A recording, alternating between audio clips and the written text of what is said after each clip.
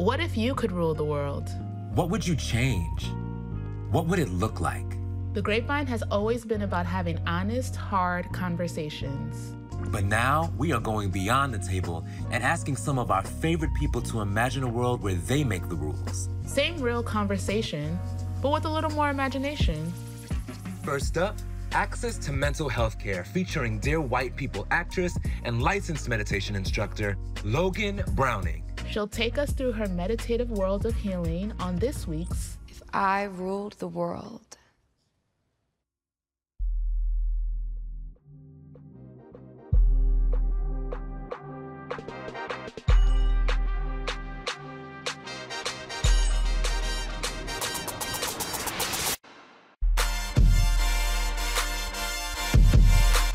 Welcome to If I Ruled the World. I'm Ashley Acuna, and alongside my co-host Donovan Thompson, we want to talk, to bring something very serious to your attention. Just how much ghetto Earth is. Girl, Earth is so ghetto. Earth is ghetto, I wanna leave. Can you pick me up? I'm out here doing the Hood Olympics with no life insurance in the hood. We were in the trenches. But seriously, y'all, we are still dealing with a global pandemic, a rise in climate change disasters, a massive spike in homelessness, and a country that is divided more now than ever. And that's just the last 3 years. And although things may seem hopeless, if we talk it out, we can find some new solutions to some old problems. But before we heal the world, we have to heal ourselves. And our guest today is none other than the queen of self-care, the mistress of mindfulness, the meditation mommy herself, Miss Logan Browning. Oh, well, hi. Welcome to our paradise. You see what's going on here? Yes. I know, it's pretty in here, but it's pretty shitty outside. And that's what I want to talk to you about. This last year has been absolutely insane. Actually, the last 3 years have been pretty insane. And one of the things that we're trying to do now is move forward with our lives. So how have you been coping with this new world we're living in? I mean, we all experienced a collective trauma, if we're gonna be honest. Yeah, definitely. On a lot of levels, from the actual virus and how that took hold across the world, specifically in Black and brown communities. Right. There was another pandemic, I don't know if you heard, it's called racism. Yeah. That Haven't happened. heard of it. Yeah. It's been around for a while. It has. No so I vaccine hear. for that, though. No vaccine, apparently not. So all of those things, especially for Black and brown people, it's a trauma. I mean, it's literally creating it within our systems, this fight or flight response that we then have to have a response to, which causes anxiety, which causes depression, which causes all of those things. Yes. And so for yourself, when did you first realize that you wanted to experience better mental health? When I was maybe 13, 14. Wow, it's early. Being a young person, I definitely felt the need for some sort of assistance. I found my safe space in reading scriptures and things like that, which I do think laid a foundation for me in terms of even exploring meditation and mindfulness down the line. Right. For sure. And so for you, you mentioned meditation. What was your road to meditation like? How did you get there? I took 75 South and got off on Peachtree. Let me write this down. When I was actually Hit the Floor. I was doing Hit the Floor, and so I was trying to get really flexible. Thank you. I was trying to get really flexible, so I was going to hot yoga. And at the end of hot yoga, you're laying down in what's called Shavasana. And that's really the start, the beginning of that meditative process, because you've loosened up your body, you've connected mind, body, and spirit. And I found that really fascinating, that I had a moment of quiet and still. I felt my heart racing. I felt in my body. And so I, from there, went and started trying meditation. I really had no understanding of it. And where I tried meditation for the first couple of times, I realized that I could access it. It reminded me of when I thought Shakespeare was inaccessible for me as a young Black girl, and then I accessed it, and I was like, there's something here for me. I was like, wow, this is way more accessible than anyone ever showed me or pointed me in the direction of. And then I did a meditation teacher training because I wanted other people to have that. I didn't want other people to have to, pay the money that I did to go study where I studied. I just want to take the tools and the resources and connect them to people who need them. Yeah. because we're all capable of, we are all teachers, we are all students, we are all learning from each other. Right. And so that's kind of where, that was my road to meditation, and I'm still on it, you know, it's a path, and I'm never gonna stop walking down that path. Definitely. Yeah, and that's a really great point because it's a process. And I think that's what people have to understand about meditation. It's not like a one time you sit down and all of a sudden you're like, oh, my last name is Gandhi now. Like, that's not how it works. It's a huge misconception, but there's so much value in it. Yeah. So I hope that people really decide to try that. But I feel like when it comes to mindfulness, when it comes to mental health, the thing that really matters to me is that it's equitable, that everyone has the access. Like for so long, it's like you have to be skinny, white, wearing yoga pants in LA to access these kinds of things that are really beneficial, and the communities that need it the most aren't getting it. Let's talk about You it. see, and that's the thing, because Black people, when you're struggling and you're trying to just like be okay and not get killed or provide for your family, or you're just trying to get to the next day, you're not thinking about, oh, let me take a minute and meditate. It's just not something that a lot of people in the hood are thinking about. But one of the things, like in your specific industry, right, like working in a place that reveres your beauty and reveres your hard work and showing up and showing out, how were you able to like continue to find purpose in it and continue to be like an activist or an advocate while you're doing your work? I think for me, I am starting to walk down a path that is allowing my purpose to not be so linear, to not be so defined by the world that we live in, but be defined by the fact that my purpose is to be here. My purpose is to exist. My purpose is to be curious, to experience. And at that, I can continue to live my life. And I also think as creatives, you know, a lot of times, I think for me specifically, it's tunnel vision, right? Like the goal, get this thing, get this money, get this award, get this. And then when you reach it, a lot of times it can be empty. Or like us, you know, we had a really great friend to the show, Aisha K. Faines, who passed away. And I'm so sorry. Thank you. And, you know, when something like that happens, it shocks you and you realize, okay, I didn't have time to meet with this person because I was working. I didn't do this because I was working. And then all of a sudden you're thrown out of the tunnel and you're like, do you want your life to just be this tunnel vision? Is that enough? And who are you forgetting about in the process when you do that? Let's take a moment with this, because you just shared something that is very real to you. Yeah. And very important, and I want us to be present with that, because you're not the only people who are experiencing that. Yeah. Because it's not about what we're doing here. It's not about what we're filming here. Right. It's about what we're experiencing. It's about the quality of our lives. Right. There's something called RAIN. It's an acronym.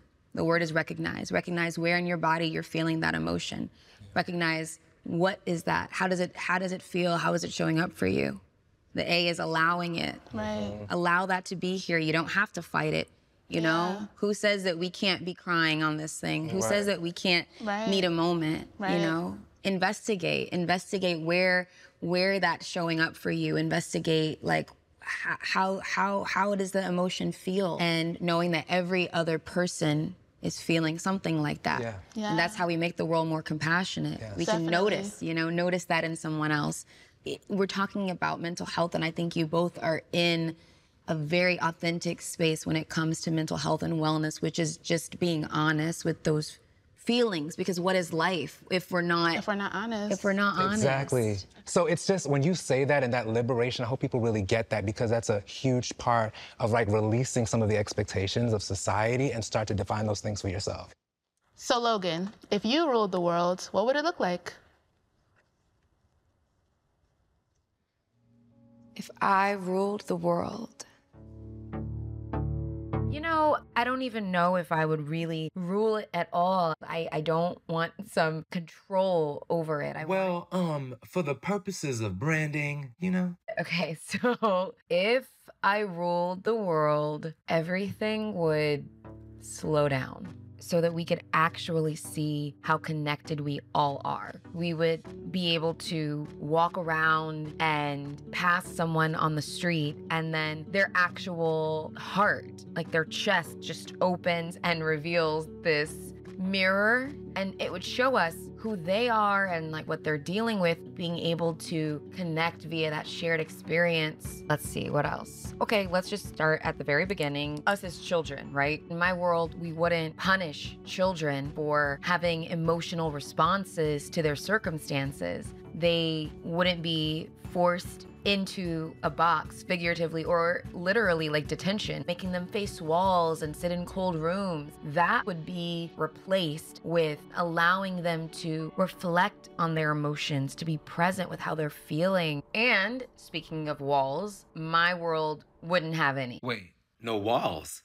And we're still in America? Okay, imagine a neighborhood, and in this neighborhood, you're able to trade and share food and clothes, mentorship, babysitting, and play together, explore together. I mean, an actual community being a community. And let's keep it real. In any world, chaos is inevitable. My world wouldn't ignore the true complexities of life. How would you work against that? Well, you don't work against it, you work with it. Practice present moment awareness and acceptance, and have incredible access to tools that support that kind of living.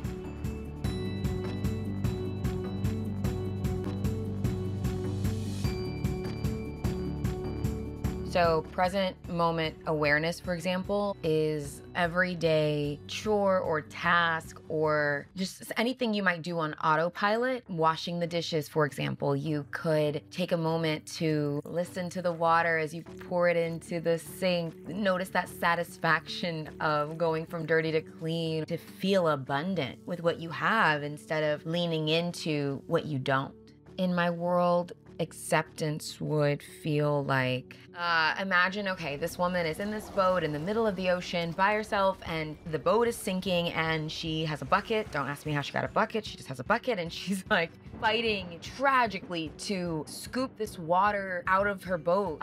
If you fight against it, you sink. Exactly. She's in complete panic, and she's struggling to keep this boat from sinking, which is the inevitable. This boat has this crack, like it's going down. Hashtag Titanic. But in my world, what acceptance looks like is her realizing what's happening, taking a moment to pause, relax, and have this gentle acceptance where she stops fighting. And as the boat goes away, she then is saved by her own acceptance in the form of a big, beautiful fish that's just gonna come out of the water and carry her off into the sunset. And then access. The most important part of my world is having the access to the things you need. That would be like going to a store. The storefront doesn't have any advertising, capitalistic or societal pressures telling you what the world thinks that you need, and then being able to receive it without barrier to entry, right? Like finances, geographics, race, gender, class, creed, none of those things get in the way. It's you actually having the ability to ask for what it is that you want and what you need. If I ruled the world, it would be a place where anyone could enjoy a happy, healthy, beautiful life. Wow, what an awesome journey you just took us on. I want to bring in a friend of ours to help everyday folks make it a reality. Thank you, Dr. Mariel, for joining us. So tell us a bit about what you do. Yeah, thank you for having me. So I'm a holistic psychologist, and I'm licensed in New York. So basically what I do is that I conduct therapy, right? But from the perspective of mind, body, and spirit. So really getting at the soul of who the person is and being able to extract the layers of trauma that they've experienced from different perspectives, from the area of the mind, which is thoughts and emotions, the body, which is really kind of somatically how we capture a lot of our trauma, and then also from the spirit, how connected they are, how relational they have been, or how much disruption has occurred within that space of their world. So holistic psychology is what I do. I love that. So cool. So diving into Logan's utopia. You mentioned kids, and I think back to high school and middle school, and I was very angry. Definitely had a lot of girls in headlocks. A little bit of stress, I did. I fought a little bit. And so I think about, what would be the difference if in schools we taught kids meditation, and maybe even for teachers as well? I mean, imagine a world where you don't have detention. If you're acting out, if you're lashing out, instead of going into a room and sitting into, and I definitely I definitely was there. So I know what it looks like. Right. I know what it's like. And a lot of those kids who do go to detention, a lot of those kids who do get in trouble or, suspended, expelled, they are Black and they are brown kids because no one wants to give the time and the resources or the empathy to help those kids through that process. And I think that that's a huge part of it too, is that when we talk about the injustices, when we talk about the pandemic of racism, that's one of the earliest places that people knock Black and brown folks off of their feet by saying that who you are and the way that you show up, even with your emotion and your feelings, makes you wrong. And when you don't have the language, when you don't have the agency to really understand, how do you compartmentalize these feelings? You want to just do it again, because I got attention the last time. It's true. I'll do it again, because I got the attention the last time. You are going into epigenetics and generational trauma now. We may need like 10 episodes on intergenerational trauma.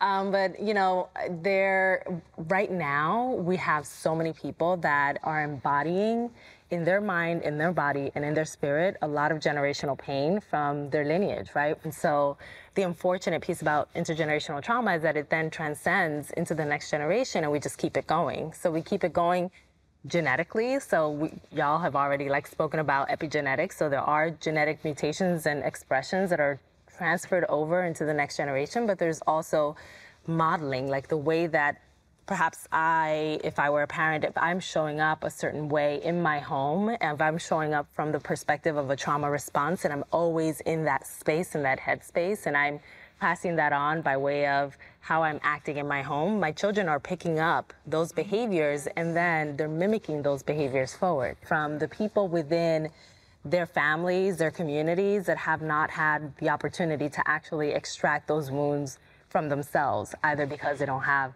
or have not had privilege and access to someone like myself, a therapist, or to tools, right, to knowledge about how you can extract emotional wounds from who you are. A lot of us don't really think that things like therapy and meditation are accessible. How can we change that? A lot of the work that needs to be done in order to change the access that we have has to be from the perspective of policy, right?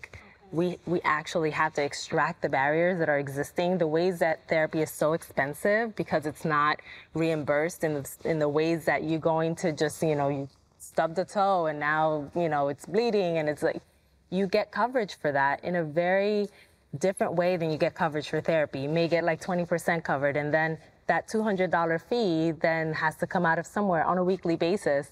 And if you think about your day-to-day North American person, they're not going to be able to afford that, right? And especially within our communities where racism is intertwined with economics, we have a lot of people that are in poverty in our communities and are not able to access therapy, and are especially not able to access individuals that look like me, right? But then also, I take it to social media to spread some information about mental health, because I'm if we can't gain access here, this feels like a lot and it's not really going anywhere right now, then let's do something here in this space. You know what the irony is? Is that if everybody got to go to therapy, it literally would make everything better. Corporations, they would be doing better, you know what I'm saying? Families would be doing better, but it seems as though for people it's a privilege. And it shouldn't be given towards, to everyone. I know for me, I'm pretty much what you just described. I have been on a waiting list for therapy for about 5 months. Yeah. But then also it's because there are not enough therapists to help everybody. Yeah. I think my first appointment is going to be in December. Can you imagine if I was dealing with a crisis? I was good luck, brother. You can wait until December. Right. And it's not even guaranteed because it's a waiting list. So how do you feel about the idea therapy can help the individual, but how does it help the broader world? We can't leave out, the fact that the ways that we have traditionally done therapy, either in an organizational way or in an individual way, it just doesn't serve our people, right? So we have to reconfigure the traditional structure of therapy to make it fit for us and to make our people better and well, right? But there are ways that we can actually globalize therapy. Mm-hmm. There is the lack of access, but there's also the lack of cultural awareness that this is available to us and that it will help us. It's we'll go spend however much money on skincare, perfume, clothes, but for some reason, if you do have that access to those funds, you can't even, it would never occur to you to spend it on your mental health. That's so true. So Dr. Marielle, for people like me who don't have access to therapy right now, what can I do, what can other people do to set ourselves on the pathway to better self-care?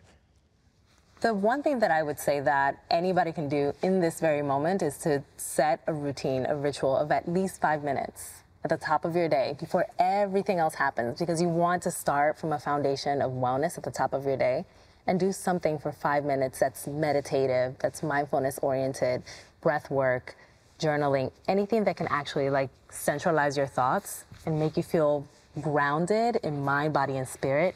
What would you say for someone like, say the day hits you, right? Like it becomes 2 p.m. and the day has hit you. Like, what tools would you have for someone at that point?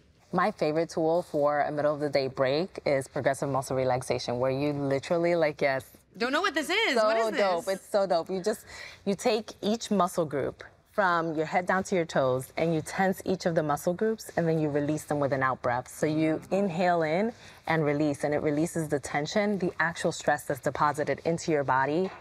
It actually starts releasing it momentarily, like in that moment, and thereafter, you're actually gonna feel greater ease, and it's a great way to actually break into your day, get yourself into relaxation mode, and then transition into the rest of your day. That's awesome. I'm definitely going to try that. That was a great point to end on. Thank you so much, Dr. Mariel. Thank you. Thank you again, Logan. You both were amazing. You're amazing. And for you all at home, thank you for joining us for this discussion. Please check out the description box right below so you can get access to the information and resources that we talked about in today's video. Please like, subscribe, share, and join us next time. Until then, peace out.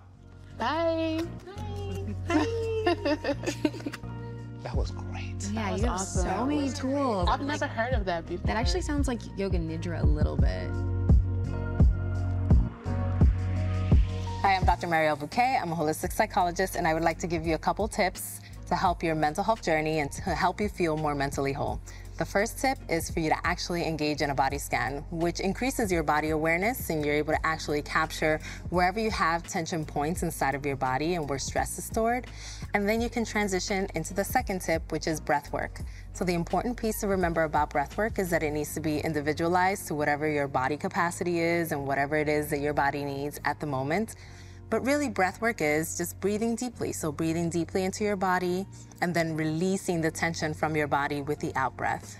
Then you can transition into doing some meditative practices, maybe like sound bath meditation. So that's my third tip for you. A sound bath is actually a really great way to relieve both mental stress and physical body stress. So when you actually engage with the singing bowls of a sound bath meditation, it can help you to release some of the stress that you've been storing either that whole day or even throughout the week. It's a really effective tool, and I highly recommend it. My fourth tip for you is for you to actually get into journaling. And journaling can just be like a free writing technique that you get into. You don't have to get all crafty about what you're gonna journal about. Just start writing on the paper and allow yourself to release all of your thoughts onto that paper, and then let the paper have your worries and you move on. And then my fifth and final tip for you is for you to find somebody who you deem to be a safe person. And that means that you feel psychologically safe around this person, like that person feels like a warm hug, and that they can hold your story and your narrative and your stress in a way that feels safe and that feels like it's gonna be protected. I hope that this has been helpful, and I hope that you remain rooted and whole, and that your mental health journey is filled with everything that you need.